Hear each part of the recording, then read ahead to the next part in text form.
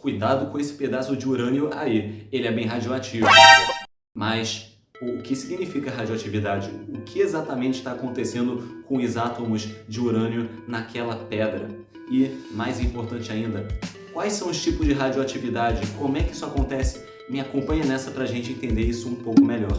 E antes disso, não esquece de curtir o vídeo, de se inscrever, de apertar o sininho para você ficar por dentro dos vídeos semanais maneiros que saem aqui nesse canal, porque a ciência tá sempre em alta. Para começar, nós precisamos dar uma olhada no núcleo desse átomo, que é feito de prótons e nêutrons. Ao redor tem elétrons girando, mas eles são mais importantes nas ligações entre diferentes átomos do que na liberação de partículas radioativas. Então dá uma olhadinha nesse vídeo aqui em cima, que é recheado de elétrons. Mas aqui nós vamos focar no núcleo. Inclusive, não se incomode se eu começar a desenhar apenas núcleos sem os seus elétrons. Finge que eles não existem. E para entender como os núcleos mudam e liberam radioatividade, primeiro temos que entender quais são as forças que mantêm o núcleo coeso. E é um cabo de guerra entre a força eletromagnética e a força nuclear forte. Para entender essas forças melhor, vamos tomar o elemento mais simples de todos. O hidrogênio é, por definição, feito por um próton apenas, mas alguns dos seus isótopos são feitos de mais de um núcleo, como o deutério, que tem um próton e um nêutron, e o trítio, que tem um próton e dois nêutrons. E antes de você ficar desesperado sem entender o significado dessas palavras, eu já te adianto aqui. Isótopos são variedades de elementos que são mais pesadas ou mais leves entre si. Os isótopos variam pelo número de nêutrons, porque o número de prótons é o que define o elemento, se ele é um hidrogênio, um oxigênio, um urânio. E núcleo é um nome um pouco generalizado para falar de prótons e nêutrons. Ambos são núcleons. A força nuclear forte funciona mais ou menos como uma cola.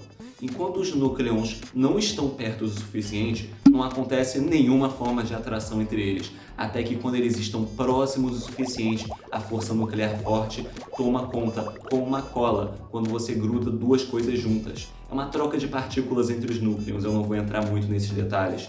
Enquanto que a força eletromagnética é bem mais fraca que a força nuclear forte, e é a famosa repulsão entre cargas iguais, como são dois prótons. Mas no hidrogênio nada demais acontece. A história mesmo do cabo de guerra começa quando a gente coloca dois prótons juntos. Será que vai dar ruim agora?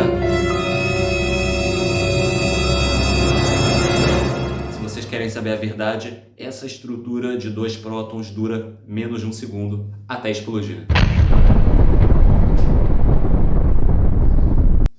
Eu sei, eu falei que a força nuclear forte é mais forte que a força eletromagnética, mas, na verdade, isso nem sempre se aplica, porque dois prótons estão muito próximos um do outro, então a repulsão entre eles é imensa. Lembrem que a força nuclear forte é uma cola e só age quando eles estão bem tocados um no outro. Já a força eletromagnética, quanto mais próximos estão os objetos, maior a repulsão entre eles.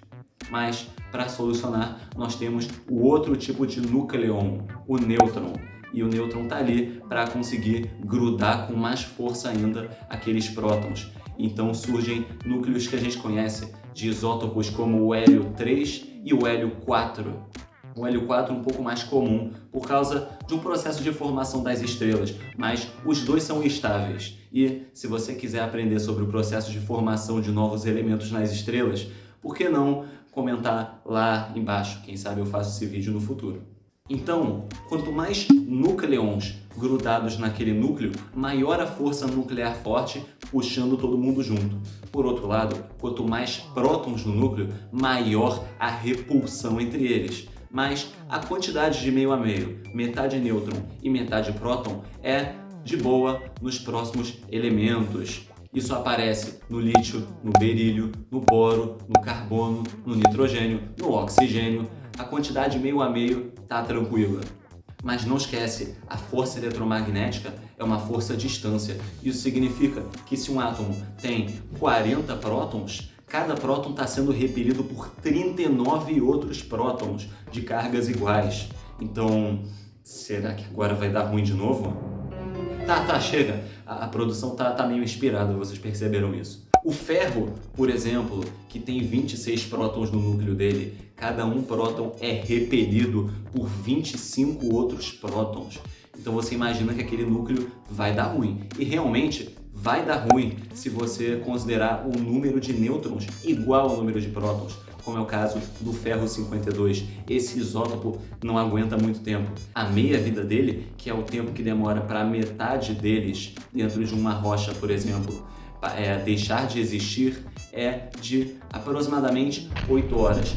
É só isso que ele aguenta. Mas por sorte, outros ferros existem e esses são estáveis, que são aqueles que têm mais nêutrons que prótons no núcleo, como o ferro 56 e o ferro 54. Porque lembra, quanto mais núcleons dentro do núcleo, maior a força nuclear forte. Essa diferença entre nêutrons e prótons só vai aumentando cada vez mais, até que a gente chega na substância que nós falamos lá no início do vídeo, o elemento urânio, que tem 92 prótons. E para 92 prótons se segurarem, não dá para ter a mesma quantidade de nêutrons, senão aquele negócio aguenta bem menos que um segundo. Para aguentar essa força de repulsão gigante, precisamos de uma quantidade absurda de nêutrons, como o urânio 238. Olha esse número. Põe 238 menos 92 para ver quantos nêutrons esse elemento tem. É muito nêutron. E isso é muito necessário para manter um núcleo estável. E mesmo assim, esse núcleo não fica estável. Ele aguenta uma meia-vida de mais ou menos 4,5 bilhões de anos, até que metade dele vai mudar. Inclusive, ele é um ótimo isótopo para detectar a idade de fósseis. Confere aqui em cima como é que isso funciona mais ou menos. Se você chegou até aqui, com certeza você está curtindo esse conteúdo. Então não esquece de curtir, de se inscrever e de mandar lá nos comentários. Minha ciência está em alta e aí eu vou saber que você ficou até agora vendo esse vídeo. E agora que a gente já entendeu o que faz um núcleo querer explodir ou não, nós temos que entender melhor o que significa explosão, que é só uma maneira sensacionalista de eu explicar uma coisa chamada transmutação nuclear. É um nome bonitinho para falar que esse núcleo se altera tanto no número de nêutrons como no número de prótons. No primeiro caso, nós podemos imaginar um núcleo que está superlotado de prótons. Então, como ele vai resolver essa superlotação, essa repulsão entre os prótons? E a solução é liberando uma partícula alfa. Não é nada mais, nada menos que uma partícula ejetada para fora do núcleo contendo 2 prótons e 2 nêutrons, que é conhecida pelos mais íntimos como núcleo de hélio 4. E essa partícula, por ter uma massa muito grande, que gera uma inércia muito grande, não consegue ser muito rápido e não causa muitos danos para o ser humano. Ela mal consegue atravessar a pele ou uma folha de papel. Mas alguns núcleos não têm uma superpopulação assim, como é o caso do ferro 52 que a gente falou lá no início. Ele tem um pequeno excesso de prótons e para solucionar esse problema ele passa pelo decaimento beta. Nós falamos do decaimento alfa e agora o beta. E nesse caso, um dos prótons ali dentro vai fazer uma coisa meio esquisita. Ele vai liberar para fora um bóson W positivo. Isso vai fazer com que ele vire um nêutron. E essa partícula virtual, esse bóson, vai se decompor em um pósitron e em um neutrino. Vamos ignorar esse neutrino por enquanto. E esse pósitron seria a partícula beta nesse caso. Mas pode acontecer também um excesso de nêutrons, porque nem tudo são maravilhas, até para o nêutron. E nesse caso ele vai liberar um bóson W negativo, que vai depois se decompor em um elétron e em um antineutrino. E de novo, vamos ignorar o neutrino. A radiação beta já é um pouco mais nociva, por ser uma massa muito baixa. Um elétron consegue atravessar a nossa pele e chegar já em alguns tecidos um pouco críticos. Mas não é tão forte assim e uma folha de alumínio já segura. Existe também a radiação gama, mas ela tem mais a ver com elétrons, que é quando os elétrons recebem um fóton, liberam outro fóton, mas isso aí não é para hoje. A gente quer saber aqui sobre transmutação de núcleos, como é que um urânio se decompõe e o que significa exatamente a radioatividade dele. Então, finalmente, a gente volta para a pergunta: por que se diz que uma pedra de urânio, por exemplo, é radioativa? O urânio 238, ele se decompõe bem devagar e ele se transforma em chumbo 206. 238 para 206. Isso demora um pouco. O urânio precisa liberar ao todo 7 partículas alfa e 4 partículas beta para conseguir fazer toda essa transição. E depois de cada partícula liberada, temos um elemento instável transitório. E sem falar também que existem outras partículas que núcleos instáveis podem liberar, como, por exemplo, os nêutrons, que são um pouco mais raros, mas que podem produzir.